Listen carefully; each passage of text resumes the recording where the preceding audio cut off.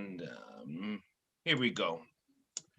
So I'm going to welcome as everything starts popping on live here on Bridges Live with Dr. Paul. I'm going to welcome Mr. Vincent Leggett. Before we get there, we got to just make sure everything is getting recorded and you know dedicated and popped on, and to make sure that you can always ask questions here on my YouTube channel or on Instagram or my Facebook. You're always welcome to pop in to join the show if you have any questions or comments, because we're always welcoming questions and comments. But before we get into that, I tell you, we're in a paradigm shift that is unparalleled, Vincent. It is absolutely incredible. But first, let's tell people who you are and what you are before we get into our great conversation. Well, I'm Vince Leggett. I'm based in Annapolis, Maryland. And for all contents and purposes of this fireside chat, I'm the founder and president of an organization, a nonprofit foundation called Blacks of the Chesapeake. And it's an organization that we turned into a nonprofit in 1984, and it's dedicated to sharing the legacy of African-American achievement on the Chesapeake Bay. In addition, we have a conservation and preservation arm, not only looking at water quality, but also rescuing artifacts and land. One thing about African Americans on the Chesapeake Bay, pre-Civil War and even after the Civil War, the cheapest land was on the water's edge because you couldn't grow tobacco on it, high reeds and high mosquitoes. Right. And so many of the African Americans needed direct access to the waterways. And so some of them have had certificates of freedom going back to 1835 on the waterfront. Also, we are interested in promoting the economics advancement of the maritime and seafood industry. So those are some of the overarching tenets of the Blacks of the Chesapeake. But I'm also the founder and president of a consulting group called the Leggett Group USA. And we are focused on government relations, public affairs, and advocacy. And in that role, I'm a registered lobbyist in the Maryland General Assembly, looking at issues like housing, education, historical, cultural preservation. So I imagine, Dr. Dyer, we will have a far-ranging conversation that might touch on some of those issues. But that's just a thumbnail as an opener. So, when we talk about the Chesapeake, and let's just jump right into that, when we talk about the Chesapeake and the history of the Chesapeake and how things were lost. And what I mean by lost, there were records intentionally not kept because of the situation of how it was established. So there was a lot of slave ships that entered in the Chesapeake. So a lot of those ships did not want to keep those records to be held liable for the things that they were being calls for. Is that about the truth? Is that about the short of it? But there's more?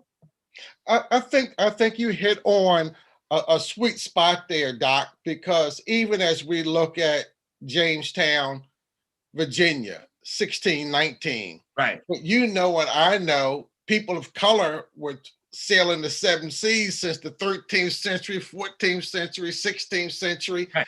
And Dr. Satima wrote a book before Columbus even showed up, and that was in 1492. But then when we get to 1619, that's one of the things, as we had a lot of celebration in 2019. And the big question even there was, are we celebrating or are we commemorating? There's a difference. Yes. And there's a huge difference between celebrating and commemorating. Yes. And so even as and I know, and perhaps your visiting viewing audience might be aware, the Chesapeake Bay was the gateway. Virginia, Maryland. The Chesapeake Bay is 200 miles from Cape Henry, Cape Charles, Hampton Roads, Norfolk, all the way up to Delaware. 200 miles of navigable water. And so that was a gateway. And as Frederick Douglass and others described this Chesapeake Bay as a water of hope and a water of despair, Going right back to the point that you were saying that many of our ancestors are buried in unmarked graves at the Yeah. bottom of the Chesapeake Bay. And I'll talk more about that as we progress in our conversation. Because even there was a town even in the South where it was, I believe it was Alabama, where Africa Town, where they Yes, recently did a study on where it was a town, the town was came after with the slave owner, right? And yes. the ship that was founded had the records actually on the ship. So it's, for people to commemorate, do they need artifacts or they need facts? Like, are they looking for things? Or are they looking for just facts to sustain the idea of what did happen? Because we have ideas and then we have facts. And a lot of people look for facts only to, we call, supplement their argument for or against. And they don't really want to believe it. And yet that we know it had to have happened because of the area.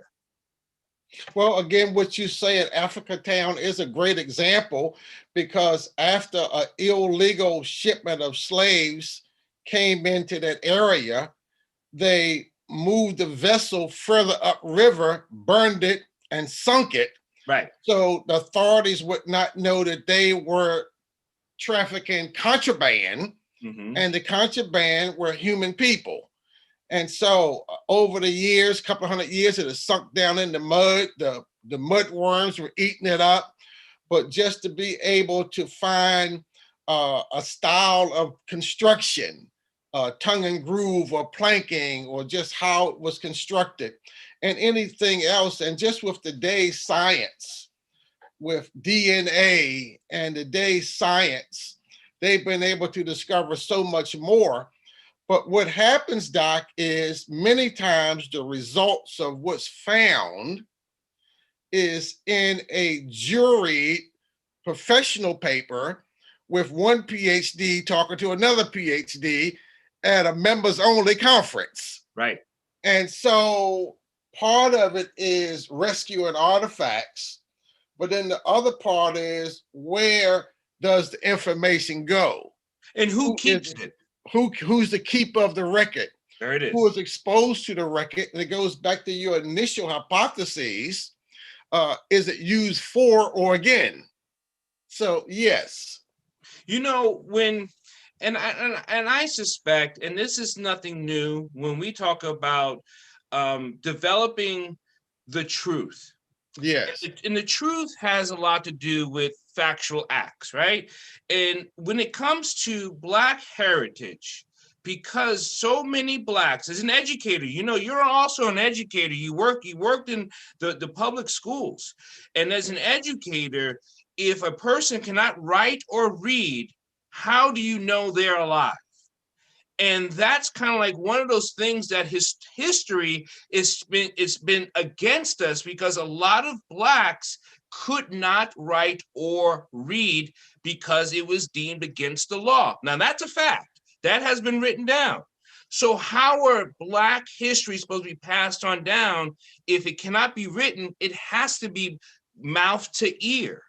And if that is not taken as truth, then it seems like we are just making up our history. It's almost like an argument you can make against the Jewish, like there was no Holocaust. But the only reason why we know it's a Holocaust is because we found a whole bunch of dead Jews, and a lot of Jews lived. And so that's how we know it's a true fact. But since we can't find up and dig a lot of dead people or Blacks, and we don't have any living slaves, it must never existed.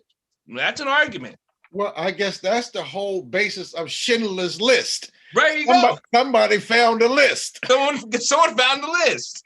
and I know that even as we look at the Chesapeake Bay, I mean, many of the, I'm a Harriet Tubman, anything Harriet, I'm on top of. And I mean, I've been at Washington College up in Chestertown, reviewing the research papers of Earl Conrads and Sarah Bradfords, who wrote about Harriet Tubman in the late 1800s, and just reading the notes and the communications and those kinds of things with a mask on and white gloves, But in order to get into the vault, I had to show that I was a scholar, that I had a legitimate purpose to be there. And so other historians have written about Harriet Tubman. And somehow we get one or two of the writers that become the cat's meow of the Harriet Tubman story or the Frederick Douglass story. And so for so many years, people would talk about she made 19 trips and freed 300 people. Right. Well, some of the more modern day scholars say, well, I could only find 7 and 22 people. And so all of the people that have been saying 19 trips and 300 now has been trumped. And so I had conversations with the Ross family. And one thing I promised them is I'll always say Harriet Ross Tubman, because many of the Ross people, her daddy's people, are still living in the greater Cambridge area. And so we had several different roundtables and forums as we were looking at the Harriet Tubman National Park over in outside of Cambridge area in Church Creek, and family members were sitting around the table, and they would talking to the scholars, saying that, well, my mama's mama told me A, B, C, and D. And then the facilitators would just hold a hand up saying, well, stop right there. Right. So what, this is speculation, and I'm going to ask you to speculate. Why do you think they asked you to stop? Well, I think that so often modern day historians are looking for primary records, what kind of documentation. Everybody give you the story. You put 20 people in the gymnasium and tell them that the principal got on green shoes and yellow socks. Right. And by the time you pass green shoes and yellow socks around, he got a blue hat on. So they line us up and give us that drill. But I think part of it is the economics of history. History is a business. So now when we talk about economics of history, that then falls right into equality of history. Because when you talk about economics of history, once people know their history, now they have a claim. Now, I know that could be some type of legal issue, that could be what you call gets into the courts, but history is part of economics. Because the reason why history is part of economics, because it brings you to an understanding of where you started from. Yes. And I know in one of our previous conversations, I told you maybe around 2000, I'd made a speech that the Chesapeake Bay served as a gateway to freedom. Mm-hmm. The New York Times and the Washington Post picked up my speech. The Maryland Historical Society summons me to their Baltimore office and said, hey, Mr. Leggett, I hear you making some noises. This is how the conversation starts. I hear you down there making noises. And say you mean they didn't say clamoring? They didn't use that term. They gave you some respect and said noise. Yes. And so I shared with them the sources that I used with William Still. I mean, William Still published a book on the Underground Railroad in the 1870s because he couldn't publish it before. And those that watched the movie Harriet saw him as a station master in Philadelphia. And whenever an enslaved person reached Philadelphia, they did a debriefing. Where you came from, what was it like? Do you remember the master's name? What route did you take? Right. And so he published a book about the size of a 1970 Yellow Pages. You know, that was a pretty fat book in the 70s. And so everywhere in that book that said water, boat, creek, river, bay, I extracted. Now, I'm on the Chesapeake Bay. Let's say if we got a professor, a PhD from Ball State University in Indiana, Okay. and the narrative says that JoJo and Bobo left Nominee's Eye and crossed over to Cattail Creek. It ain't gonna mean nothing to that PhD out there in Ball State. But I went down to Nominee Eye, went over to Cattail Creek, and talked to the brothers over there. Gotcha. Saying, look, man, I got this account, and the guy say he backstroked across the river. Say, forget it, Vince, the current too tight. Now, he might have butterfly, but he didn't backstroke. Right. And so I cited these kinds of examples, but also what I was able to do was show court cases, because every runaway didn't make it. That's true. And there was a trial. People who aided and abetted were jailed and fined. And so I went to these various court cases, like the Pearl incident. 77 people from Foggy Bottom, which is old Georgetown, got on a boat, sailed down the Potomac River, 77 of them on one trip. But they got caught at Point Lookout, where the Patuxent River and the Potomac River come together. Okay. There was a court case. And so I began to show these things. And so they said to me, well, Mr. Leggett, you a Marylander, we the Maryland Historical Society, you're on a hot trail. But if you change your speech from an exclamation and a proclamation to a question, we'll back your play. Well, Doc, their office was up off of Charles Street up in Baltimore. I'm kind of East Baltimore Vinny. I'm a country boy from East Baltimore. So I say, well, hold on a minute. I went outside, smoked 2 Newport cigarettes, and drank a hot Mountain Dew. I said, look, I'm pacing up and down Charles Street saying they're trying to play me.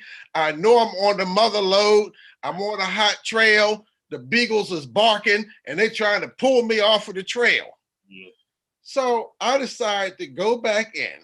And so they said, well, Mr. Leggett, if you change your statement to a question, to what extent that the Chesapeake Bay and its tributaries contribute to the Underground Railroad, we'll make our resources available. We'll work with you.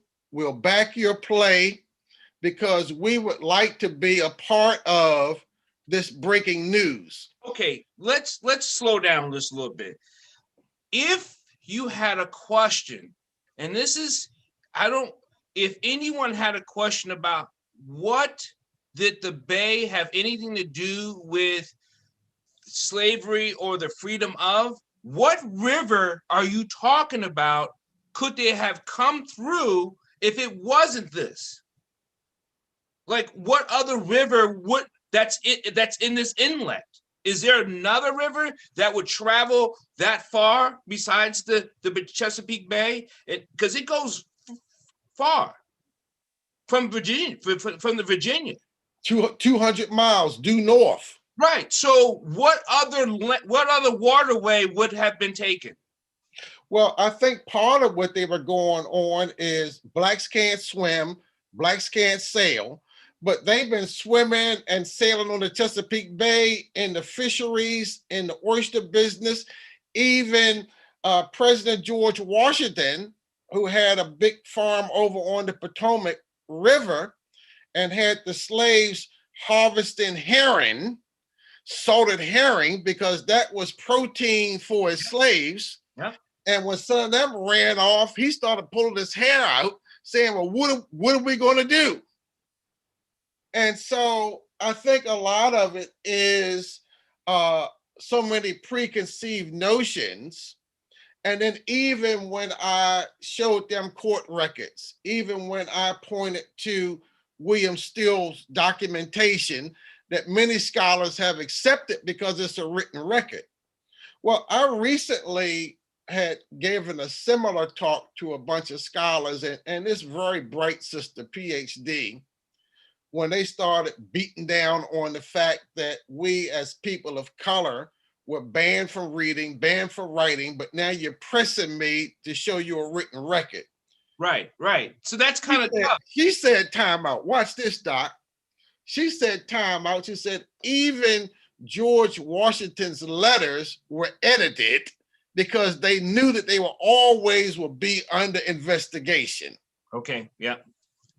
And that shut the room got quiet, Doc. Even George Washington's letters, primary documents, had been edited because they knew that by him being the general, the first president, every audience coming for him was going to see the light of day. And people were cleaning up those documents. And so this whole idea that you then found some pristine documents that had no aiding or abetting, no one had much of a response to her. I know throughout history from the different fraternities I've worked with, been in, that has spanned the test of time as a fraternal order. Mm-hmm. We pass a lot of stuff through word to mouth, right? Yeah. As fact, because we trust the one we got it from, we hold it dear to our heart, and that's how we pass it along. I have had stories told by my great-grandmother, who was a Cherokee Indian, who was on the Trail of Tears. Mm-hmm. She was born in 1890. She died at 110. I was about ready to have my firstborn, who's the oldest, and she died the night before. She told me stories. My whole entire life was stories about the history, right? About what she went through when she was in the camps and the beatings and the rapings that she had from cavalry men. Now is that a story or is that fact? That is her fact that I hold to be true. As I tell my children, the story passes on about your great-grandmother. So this is a history, but now someone's telling me or could tell me that is not a true, accurate account of history. I have a problem with that. Yes, because even examples of the Ross family in Cambridge that was sharing the oral history that was passed down through their lineage. But then when the movies come out, it's the PhDs that are the consultants on the movie. When the exhibits are written, it's the PhDs that are writing the narrative, and the family is sitting there dumbfounded and pissed off. And even when we had the dedication of the Harriet Tubman National Park over in Cambridge, the Mistress of Ceremonies said that everybody on the platform, governors, potentates, delegates, senators, park service, whoever, that the order of ribbon cutting is going to be, if you're on the platform, you go in first. Okay. Well, none of the family members were on the platform. You follow me? I am. You see where the story is going? Yep. Well, I wasn't on the platform, but I was on the committee. I told the family, follow me. Because one thing about me, Doc, I know how to act like I'm in charge. Listen, I mean, I'm gonna slide in right behind the governor. And today, this is one thing about the Oprahs, the JCs, the Tiger Woods, or whoever. Mm-hmm. People really don't know who we are. That's right. Right. And people really have to be careful how they treat us and handle us. So I got in between the governor, the lieutenant governor, started chatting him up. They knew I was on the advisory committee. And Dina, my wife, and 4 or 5 of the Tubman family went in with me. Following the ribbon cutting, we went in. And sometimes you have to do it that way, because if you just wait, because I thought it was a sin and a shame that the family members, they acknowledge them as family members. Nobody is questioning them as family members, but this whole idea, people on the stage going in first. So where do you think this needs to go? I mean, that's one of the questions. That's just a point blank. So what's next? Well, I think that even myself, being a former school board president in Anne Arundel County, that's Annapolis, Maryland, BWI, that area is also Anne Arundel County. And Anne Arundel County has more shoreline than any other county in the state of Maryland. That's true.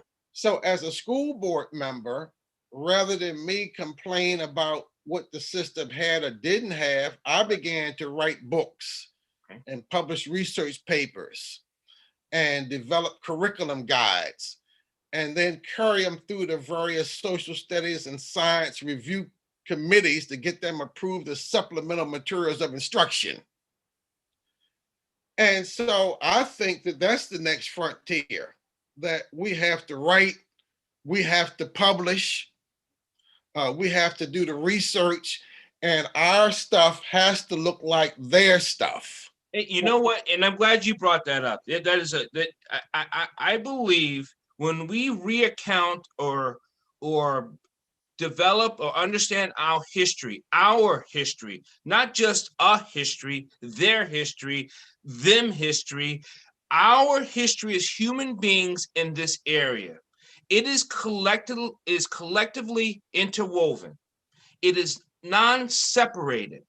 So when we collect history, it is about the people, and the people happen to be this color, that color, or wherever they're coming from. So it is important that we understand our history. And if someone wants to deny some history, you're actually denying your own history.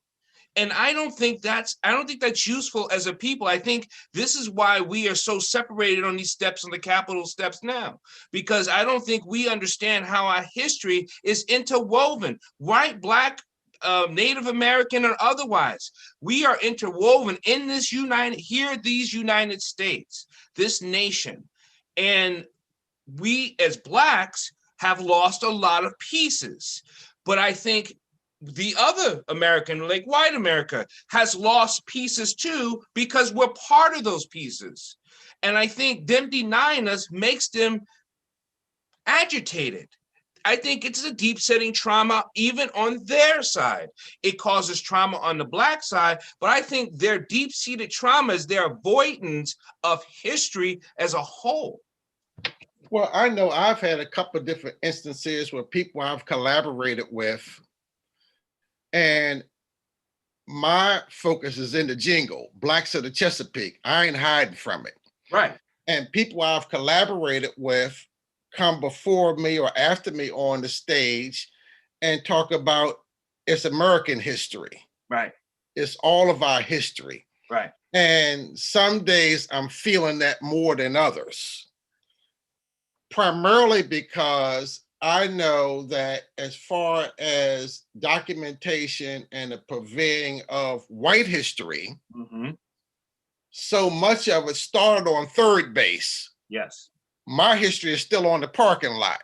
Right. It's one thing to be ignored from the record. It's another thing to be airbrushed off the boat. There's a difference. That's a very deliberate act. Now, if you just don't want to show me on the boat, I got that. Right. But if I'm on the boat and you airbrush me off, it's some different part of your brain working, Doc. Yep. And I think that's what I'm saying. That they have a deep-seated trauma in their mindset because they want to eradicate us from the history. That's trauma related for them. We have a different set of trauma because we know we were there. We know what we were. We know what we did. We know what we built. We know what it's all about, and now you're denying us. So we have our own trauma, and that's why when we look for our history to be told, it comes from a different point of view. But when it comes down to economics, if you deny it, you deny it all. You think you just denying me, you actually denying yourself. So let the history be told and let the chips fall where they may. Well, tell me this. I got a big 600 level class word for you, appropriated.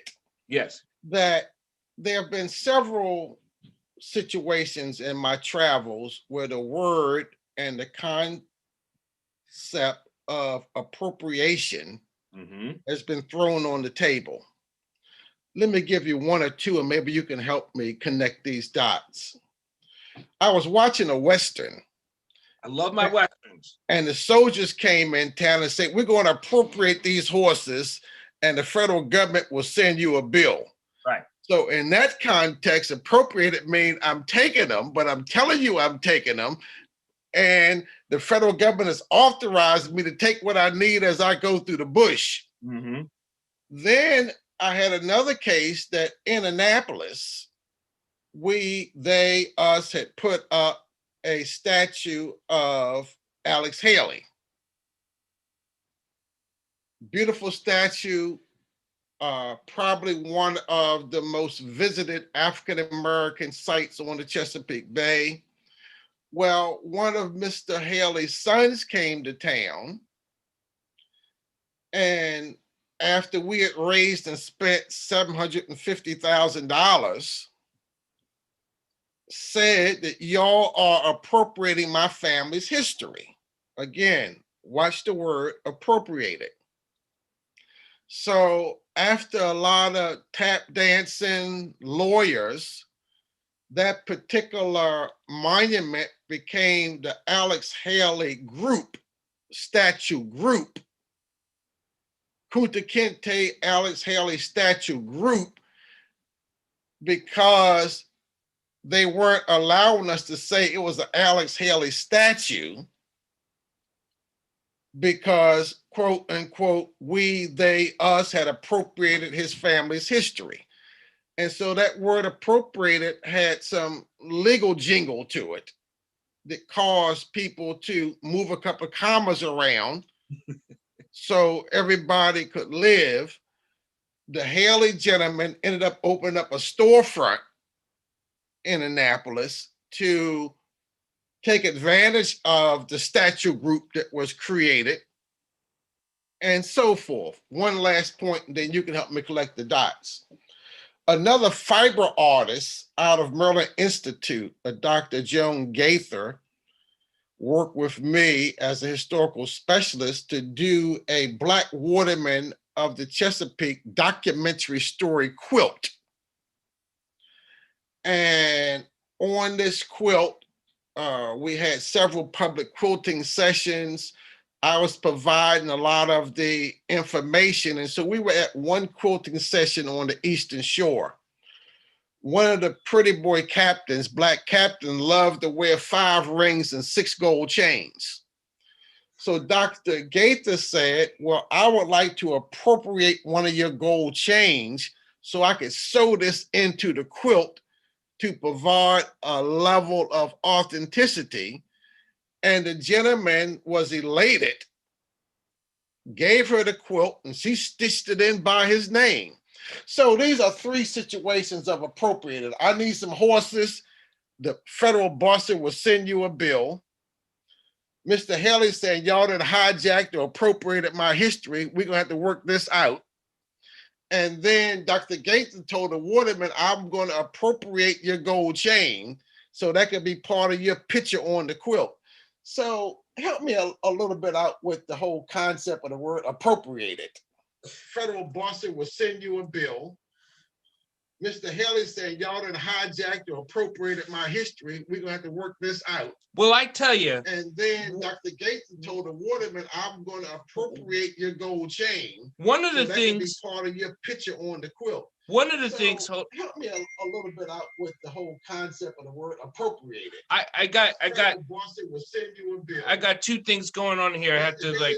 Y'all done hijacked or appropriated my history. We're going to have to work this out. Well, I tell you, we have a problem with not just the words. One of the things, but I have to hold on. One of the things.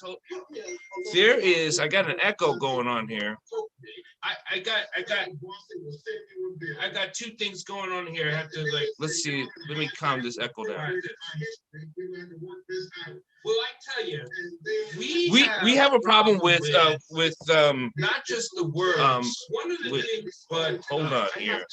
Hold on. One of the things. There is. I got an echo going on here. I got 2 things going on here. I have to like. Let's see. Let me calm this echo down. we have a thing when it comes to words. Okay. And the words that have been used to provide access to what I need it for. Mm. And that's an American issue. It's an American language issue. And it has been used like that way for a long time. When it comes to government, because you couldn't use appropriation in any other format except for a legal issue that I know of, because you have to have some legal right to be able use the word. And now the only time I've ever heard the word appropriation or inappropriate was with a legal document paper that's going to back it for doing it. Because I couldn't come to your house and say, I'm appropriating your house. You would be like, who told you you could? I'd be like, well, I just decided I could. But if I came with a piece of paper saying I got it from the court, they're saying I can now appropriate. So I think it's a legal term. And I think those legal terms, and this is why we have lost a lot of things, because we were never in the courts. Thurgood Marshall thought that too. We have to be in the courts for the language, because a lot of the language in legal issue has been used against us because of lack of information, and we don't know how to combat the word. So when a person is using those words appropriate, and only when it comes to a legal term, we can only defend against it with another legal term, and I don't know what that is. Well, I can see that, because I guess even with my work in the legislature, that they have the appropriations committee, and no one can spend what hadn't been appropriated. You can spend it now, you can encumber it, but it's been approved for a specific use. And so it was just interesting how, over a couple of years, I kept hearing this concept and been trying to kind of work it into my lexicon, because on one of my talks, my whole thesis was the history belonged to the people that made it. Now, and that's where I'm going to totally agree. We have bled, sweated, died, been killed for this history. To purposely airbrush us out, deny us, appropriate us from it, seems to be purposeful, intentional, and if that's the case, I would just like someone to tell me why you think that's good for all. And the only way you could come up with an answer, that I have been thinking about it for a long time, the only way a person can come up with all to deny something from somewhere is because you are trying to hide the truth. And I understand a truth is a perceptual gain from who is speaking.